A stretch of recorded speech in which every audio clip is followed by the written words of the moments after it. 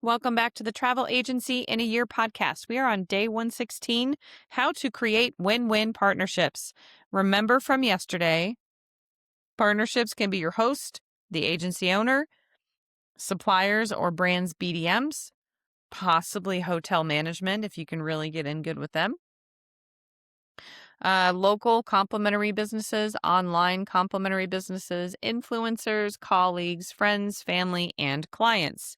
All of these have potential for partnerships. So, how do you create a win win partnership? Again, we talked about the 13 things that you need to understand, like signs that you can cold approach them and you're ready to do this. You don't have to have all of those boxes checked off. If you want to listen to yesterday's episode, go right ahead, pause, come back to this one. Also, if you haven't subscribed, you're missing out on daily notifications as these episodes are published every single day. So, subscribe to the Travel Agency in your podcast. Lastly, before I get into this, I forgot to introduce myself. My name is Rachel Kay. I'm a travel agency owner, and I also have elevatewithrachelk.com, which has courses, mentoring, one-on-one consulting services for travel advisors to really build a business that builds you up the way you want it to look. It's not just me saying this is what I do and this is the only thing that works, okay? Like there are options. This podcast kind of coincides with a 12-month program I have called the Success Circle.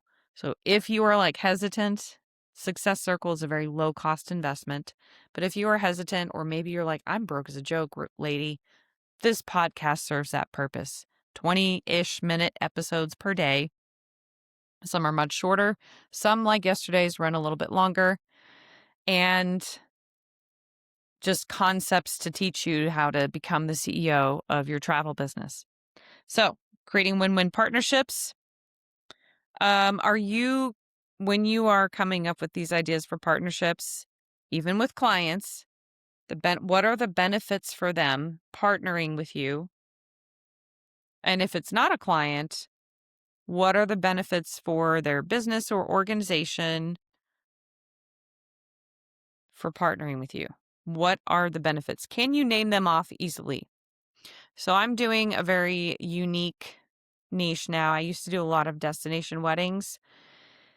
And I'm not like hating on DWs or anything. I'm not saying DWs are going down the drain because advisors I mentor are killing it with DWs. Anyone telling you DWs are dead doesn't understand how to really connect with the ICA for DWs. And they're just marketing in the wrong spot, most likely. So they are not dead. But I've completely switched niches. And so when I had to start cold approaching on a much more local level, I had to have at the ready, here's how this is going to benefit your organization. So do you have that? Are you willing to follow up? I will say a long time ago, I was working for a catering company part-time, and I was also like starting up a cleaning business. Like this was like 20 years ago.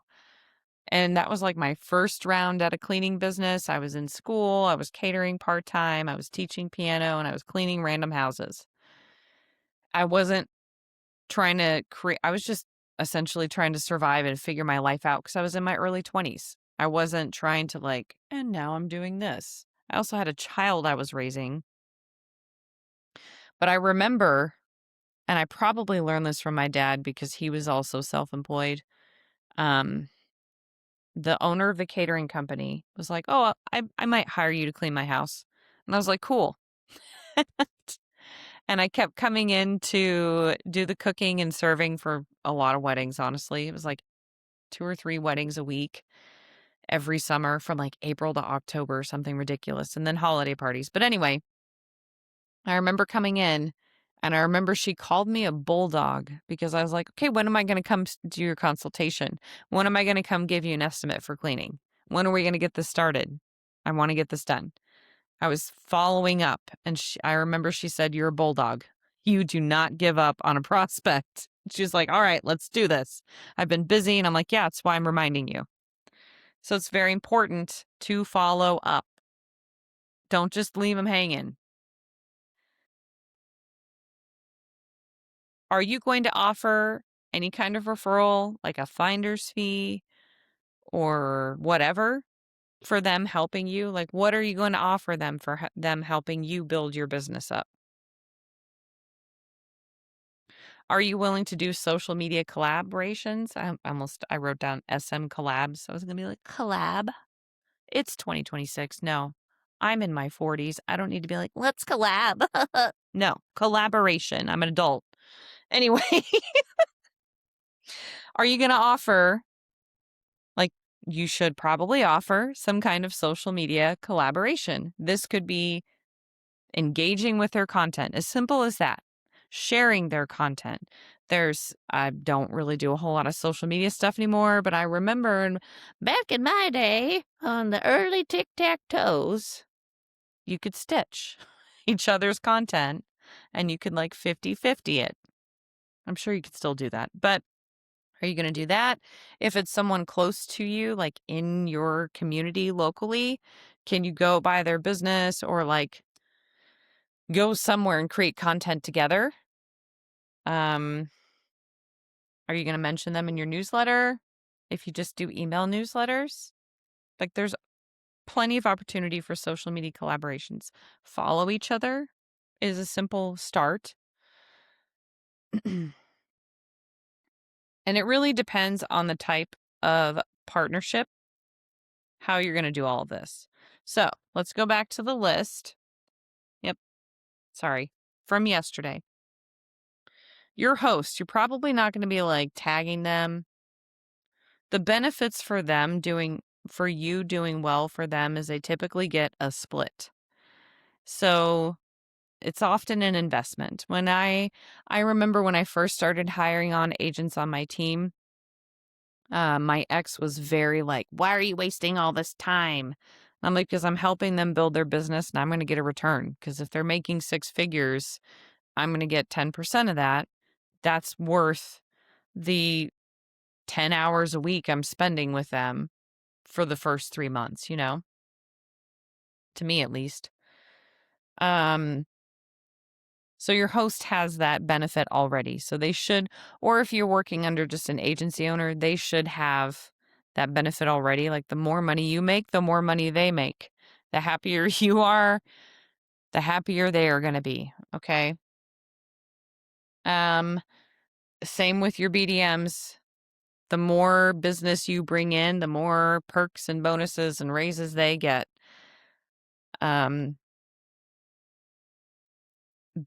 business owners, the benefit obviously is like exposing each other to completely different audiences that are possibly aligned. So both of you benefit in getting more business at that opportunity. Same thing with influencers. I would say influencers, UGCs are very similar to just like online complementary businesses because most of them have to create an LLC if they're smart about it. They're creating an LLC, so they are a business. They usually have part of their real name or some kind of like fictitious name as their handle, and that kind of acts as a DBA almost. Colleagues, they're going to get referrals, right? You're going to get referrals, but how is this going to benefit them? They're going to get referrals. Friends and family, it really just depends. They're going to get you not being stressed out all the time because they're helping you build your business. That kind of differs. And if you create a really robust loyalty and referral program, your clients will get those benefits as well. Okay, that is day 116. See, this is the thing. I'm looking at the timer right now. Yesterday it was 25 minutes. Today it's not even 10 minutes. Welcome to the podcast. Okay, that's a little bit about creating win-win partnerships. Don't be afraid to cold approach people. Tomorrow, we're going to talk about a completely different topic. I know every few days I stick with the same subject, then I'm like, and pivot. So if you want to really build up your business and have just me rambling on to kind of keep you motivated to do the things you need to do today, hit that subscribe button and I'll see you tomorrow.